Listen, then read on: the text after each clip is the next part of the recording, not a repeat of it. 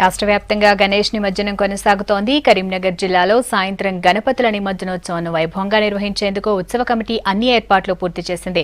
9 రోజుల పాటు భక్తుల పూజలు అందుకున్న గణనాథులు నిమజ్జనానికి తరలించే పనులు పూర్తయ్యాయి. నిమజ్జనం ఏర్పాట్లకు సంబంధించి కరీంనగర్ నుంచి వెంకటేష్ మరిన్ని వివరాలు అందిస్తారు.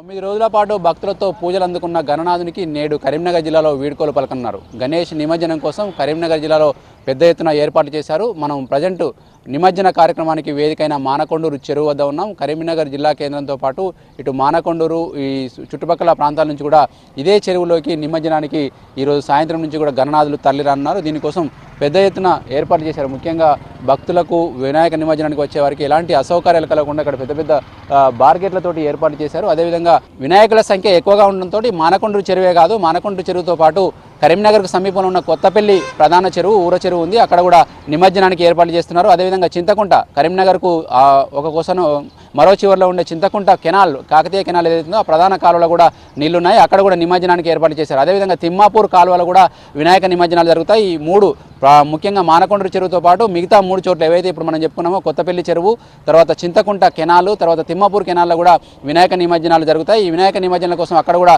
భారీ బందోబస్తును ప్రత్యేక పోలీస్ ఆఫీసర్లను కూడా నియమించారు. ఎట్లాంటి ముఖ్యంగా చిన్నపిల్లలు కావచ్చు, తర్వాత పెద్దవాళ్ళు కావచ్చు, ఈత రాని వాళ్లకు ఇక్కడ చెరువుల్లో ప్రమాదం జరిగే అవకాశం ఉన్నందున గజ ఈతాలను కూడా చాలా చోట్ల ఏర్పాటు చేశారు. మొత్తం మీద కనుక చూస్తే కరీంనగర్ జిల్లాలో ఈ ఏర్పాట్లు జోరుగా సాగుతున్నాయి.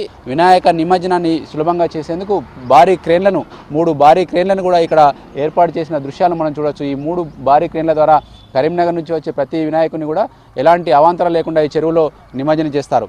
సాయంత్రం కరీంనగర్ టవర్ సర్కిల్ నుంచి వినాయకుల్ని ఒకటొకటిగా ఉత్సవ కమిటీ వీడ్కోలు అందుకొని ఇక్కడికి బయలుదేరి వస్తాయి. ముఖ్యంగా కరీంనగర్లోని కాపువాడ గణపతికి తొలి పూజ అందిస్తారు. ఆ తొలి పూజ అనంతరం ఆ వినాయకుడు బయలుదేరి టవర్ సర్కిల్ వేదికగా అక్కడ ఉన్న ఉత్సవ నిర్వాహకుల వీడ్కోలు అందుకొని ఇక్కడికి వస్తారు. అదేవిధంగా మొత్తం జిల్లా కేంద్రం దాదాపు 1500 దాకా ఈసారి వినాయక విగ్రహాలు ప్రతిష్ఠించినట్టు అధికారులు చెప్తున్నారు. అదేవిధంగా పెద్ద వినాయకులు భారీ స్థాయిలో ఉండే వినాయకులు దాదాపు 300 దాకా ఉంటాయి. వాటన్నిటిని కూడా ఎలాంటి అవాంఛనీయ సంఘటనలు జరగకుండా వీటిని తీసుకొచ్చేందుకు ఏర్పాట్లు చేశారు. ముఖ్యంగా కరీంనగర్ ఎస్పీ జోయల్ డేవిస్తో పాటు ఎమ్మెల్యే గంగుల కమలాకర్, కలెక్టర్ నీతు కుమారి నిన్న సాయంత్రం నుంచే వీటికి సంబంధించిన ఏర్పాట్లు పర్యవేక్షించారు. దారిలో వినాయక నిమజ్జనానికి తరలించే దారిలో కూడా ఎలాంటి గుంతలు లేకుండా, విద్యుత్ వైర్లు లేకుండా కూడా వాటిని తొలగించి వాటిని ఏర్పాటు చేశారు. ఎందుకంటే కొన్నిసార్లు పెద్ద భారీ వినాయకులు వచ్చేటప్పుడు కరెంటు తీగలు తగిలి ప్రమాదాలకు జరిగిన సంఘటనలు గతంలో ఉన్నాయి. వాటిని దృష్టిలో ఉంచుకొని ఎక్కడికక్కడ ఏర్పాట్లు చేశారు. ఈరోజు సాయంత్రం 5 గంటల నుంచి నిమజ్జన కార్యక్రమం ప్రారంభమవుతుంది. ఆ నిమజ్జన కార్యక్రమం అర్ధరాత్రి వరకు కూడా, ఒక్కోసారి తెల్లవారు వరకు కూడా ఏర్పాటు జరుగుతుంది. అందుకే ఇక్కడ పెద్ద లైటింగ్స్ ఏర్పాటు చేశారు భక్తులకు ఎలాంటి అసౌకర్యం కలగకుండా. అదేవిధంగా కొద్ది రోజులుగా వర్షాలు కూడా కురుస్తుండటంతో వర్షాకాలం ముందస్తుగా అంటే బాగా రాత్రి కాకముందే వినాయక నిమజ్జనాలను తరలించాలని చెప్పి కూడా ఇప్పటికే ఉత్సవ నిర్వాహకులకు పోలీసులు సూచనలు చేశారు. దానికి అనుగుణంగా ఈరోజు సాయంత్రం 5 గంటలు అంతకంటే ముందు నుంచే కూడా ఇక్కడికి పెద్ద ఎత్తున భారీ వినాయకులను తరలించి ఏర్పాట్లు చేస్తున్నారు. ఇది కరీంనగర్ జిల్లాలో గణేష్ నిమజ్జనానికి సంబంధించిన పరిస్థితి. కెమెరామెన్ శ్రీకాంత్తో వెంకటేష్, V6 న్యూస్, కరీంనగర్.